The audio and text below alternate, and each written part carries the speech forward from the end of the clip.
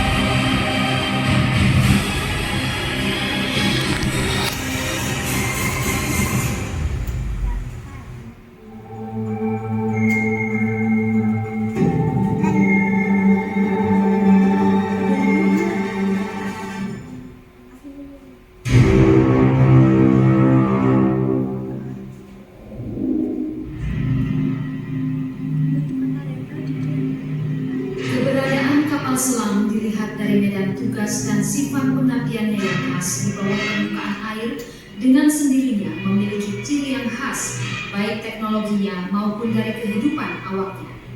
Sebagai salah satu unsur kekuatan TNI Angkatan Laut, kapal selam diorganisasikan dalam Satuan Kapal Selam Armada Republik Indonesia Kawasan Timur yang berpangkalan di Surabaya.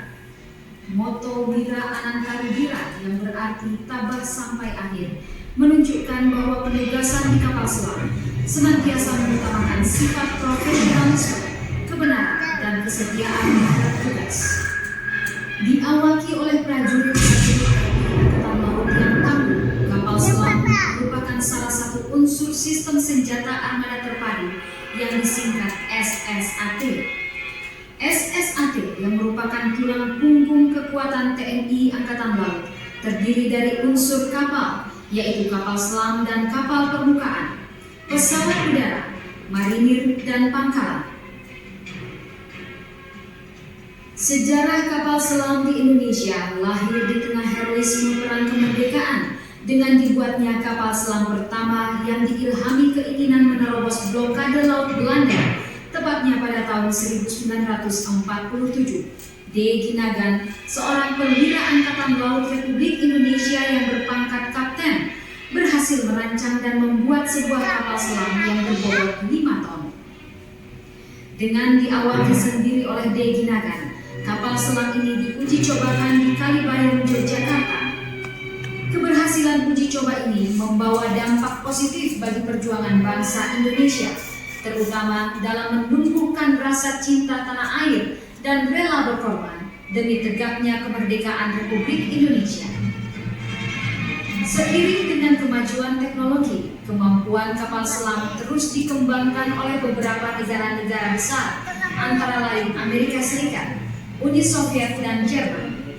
Menurut kemampuan daya jelajahnya, kapal selam terbagi atas beberapa kriteria, yaitu ocean going, coastal going, dan rigid submarine.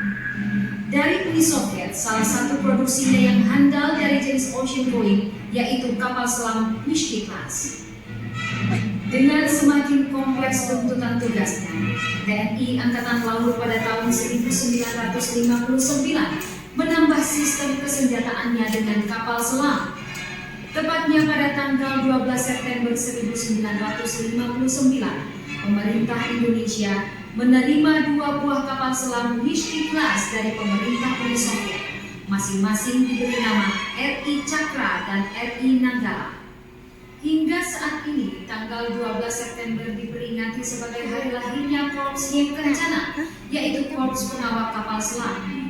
Kemudian pada bulan Januari sampai Desember 1962, berturut-turut 10 buah kapal selam tiba di Surabaya, yaitu RI Nagabanda, RI Chandrasa, RI Trisula, RI Nagarangsa, RI Wijayadanu, RI Hendrajala, RI Brahmasta, RI Pasopati, RI Cundamani, dan RI Alugoro. Berapa pasukannya? Berapa pasukannya, Kak? Iya, kita masuk aja. Pada operasi Trikora, pembebasan Irian Barat, kapal selam berperan penting di dalam memberikan tekanan-tekanan psikologis terhadap pihak Belanda yang bercokol di Irian Barat, antara lain melalui operasi pengintaian dan penyusupan ke daerah musuh, dikenal dengan Operasi Antarja, Jaya Wijaya 1, Cakra 1, Alugoro dengan mendaratkan pasukan RPKAD di Tanah Merah Irian Barat, serta Operasi Jaya Wijaya 2. Sejalan dengan perkembangan teknologi, berangsur-angsur kapal selam Wishy Class digantikan tugasnya oleh kapal selam dari Jerman jenis SS-209. Kapal selam yang masuk jajaran TNI Angkatan Laut pada dekade awal tahun 80-an ini berjumlah 2 buah, yaitu KRI Cakra dengan nomor lambung 401 dan KRI Nanggala 402.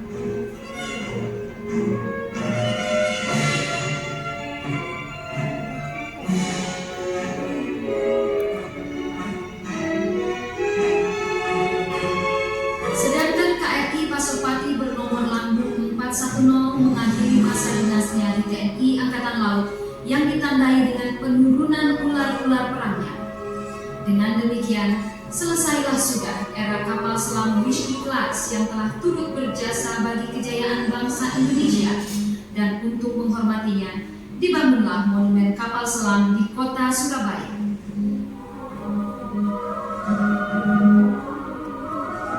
Itu kapal selam polisi.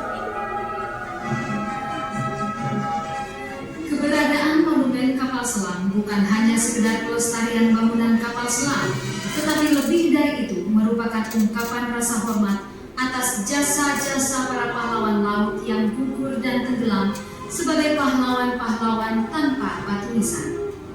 Bapak tidak minum masuk Kak? Fisik dari monumen yang menampilkan kapal X KRI Pasopati ini adalah saksi sejarah tentang pengabdian dan profesionalisme prajurit-prajurit Korps Hiu Kencana, sekaligus akan memberi inspirasi dan motivasi bagi generasi muda bangsa untuk mengerti dan tertarik pada kehidupan aspek kelautan sebagaimana kodratnya sebagai bangsa bahari.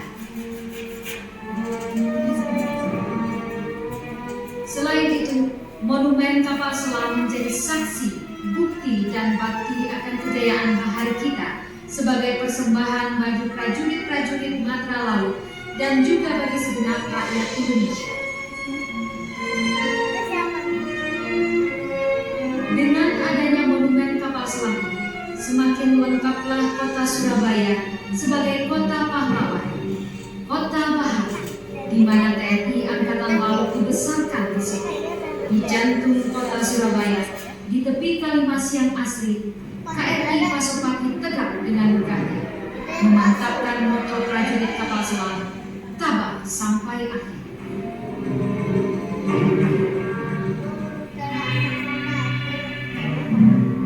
Sementara itu, di tepi Selat Madura, di pinggir kota Surabaya, berdiri pula sebuah monumen kejayaan TNI Angkatan Laut, Monumen Jalsveva Jayamari, yang merupakan salah satu mata rantai ungkapan kejayaan kebaharian di Indonesia dari masa ke masa.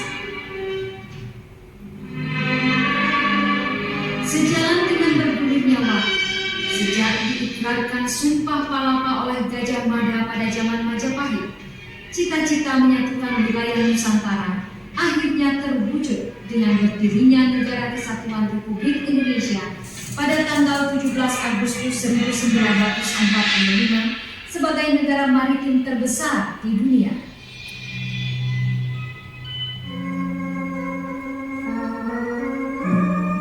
Sebagai negara maritim terbesar, wilayah Republik Indonesia meliputi 17.508 pulau, luas laut 5,8 juta kilometer persegi dengan panjang pantai 81.000 km. Maka sewajarnya jika Indonesia memiliki angkatan laut yang dapat diandalkan dan dibanggakan.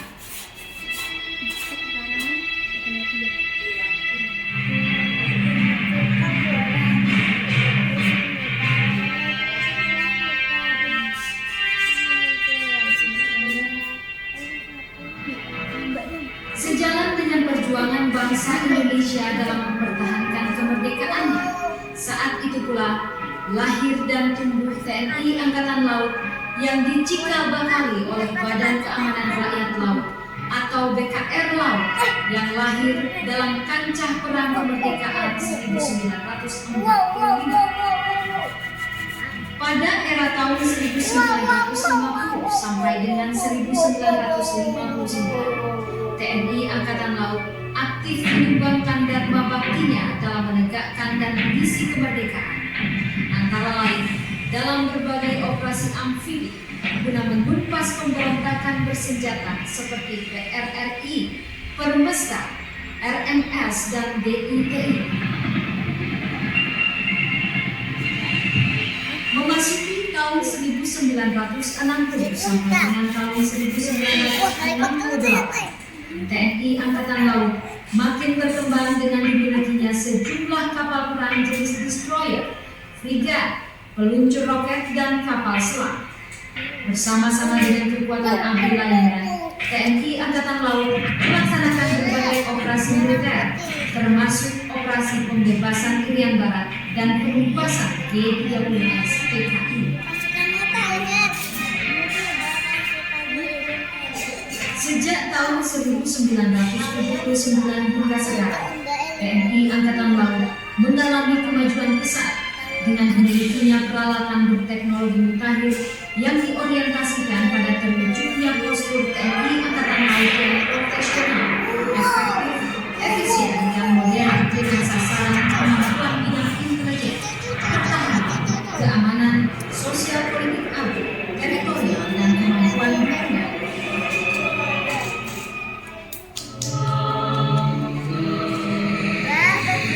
Di samudera Nusantaraku, gelegar ombak dan yakinkan mangkatku. Aku kan tetap bertahan, berdiri di sisimu. Itu pasukan para kapal selam. Walau ajal harus kupersembahkan untukmu. Untuk tetap pertahankan tiap tetes air samudraku. Karena kami, anak-anak bangsa ini, adalah bangsa bahari. Berlari aku berseru, justru di laut kita jaya. Charles Peva Jaya Mahir.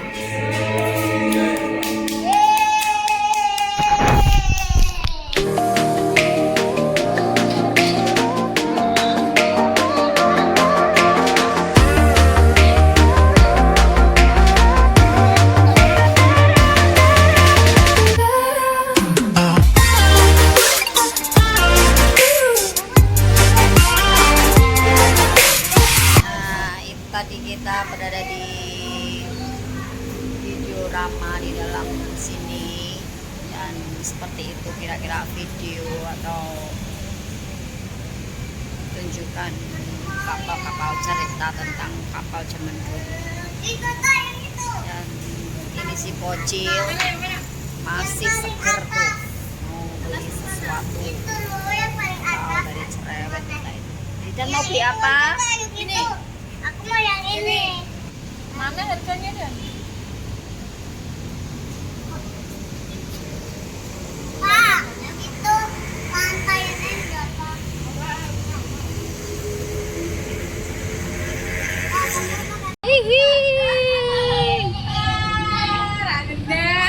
Sini. Sini. Lihat kakak.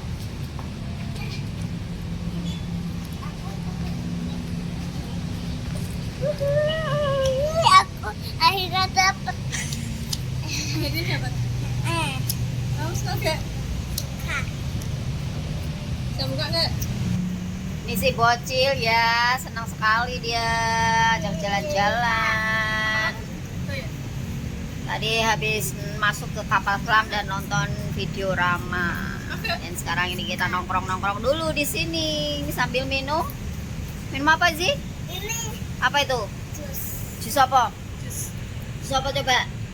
Coba minum. Kak bisa gak? Kak, bisa dah. Bisa. Bisa. Bentar. Kak, satu.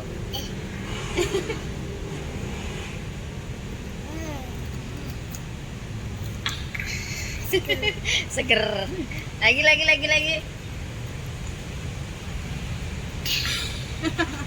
Dasar bocil. Ya, terima kasih teman-teman semuanya yang sudah menyaksikan video dan perjalanan saya. Saksikan terus video saya dan saksikan juga video kita selanjutnya. Sampai jumpa. Assalamualaikum. Bye-bye.